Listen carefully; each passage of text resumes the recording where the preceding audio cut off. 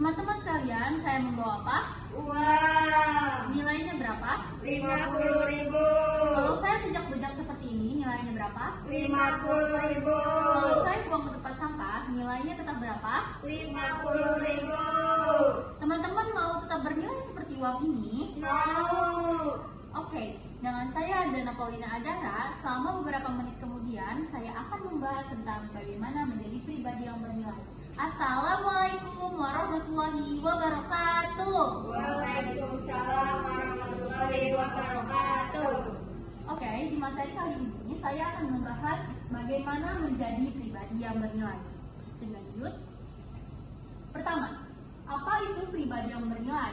Yang pertama, poin pertama yaitu mencintai diri sendiri. Karena jika kita ingin menjadi pribadi yang bernilai, terutama kita harus mencintai diri kita sendiri agar kita bisa menjadi pribadi yang bernilai. Poin kedua, tidak membandingkan diri sendiri dengan orang lain, yaitu kita harus percaya diri, tidak boleh membandingkan diri kita sama orang lain. Orang lain A, kita nggak boleh ikut-ikutan A, karena kita punya pendirian masing-masing yang tidak boleh mengikutkan diri kita dengan apa yang dimiliki orang lain. Poin ketiga, tidak iri dengki ketika melihat kesuksesan kawan, yaitu kita tidak boleh iri karena misalnya teman kita itu lebih sukses dari kita tidak boleh iri kayak gitu.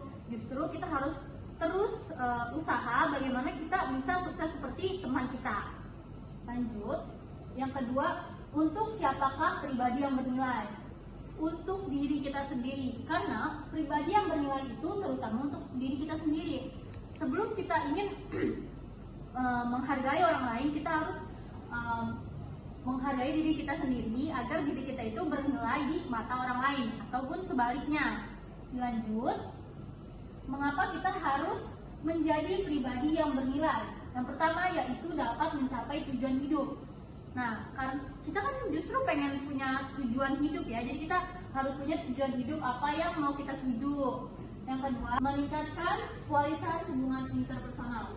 Nah, kita sebagai manusiawi, kita itu tidak bisa hidup sendiri, jadi kita harus bisa berinteraksi dengan orang lain, ya kan? Nah, yang ketiga, memberikan rasa kepuasan dan kebahagiaan yang lebih besar dalam hidup kita.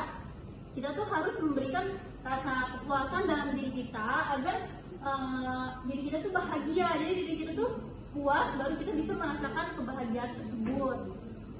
Lanjut, bagaimana caranya supaya kita menjadi pribadi yang bernilai?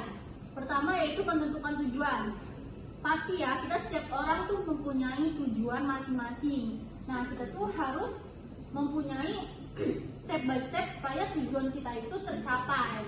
Yang kedua, menciptakan lingkungan yang positif, yaitu kita harus menciptakan lingkungan positif, berbaur dengan orang-orang yang positif juga agar diri kita tuh terbawa ke dunia yang positif, tidak terjerumus ke dunia yang negatif. Dan yang terakhir, kita harus bersyukur dan bahagia, yaitu kita harus bersyukur apapun yang kita punya, apa yang kita punya, kita harus bersyukur walaupun tidak sama dengan yang orang lain punya, dan kita yaitu bahagia, harus bahagia ya teman-teman semuanya. Bisa dilanjut? Oke, mungkin presentasi saya kali ini sudah selesai sampai di sini. Saya Dana Paulina Zahra, pamit mengundurkan diri. Terima kasih. Wassalamualaikum warahmatullahi wabarakatuh. Waalaikumsalam warahmatullahi wabarakatuh.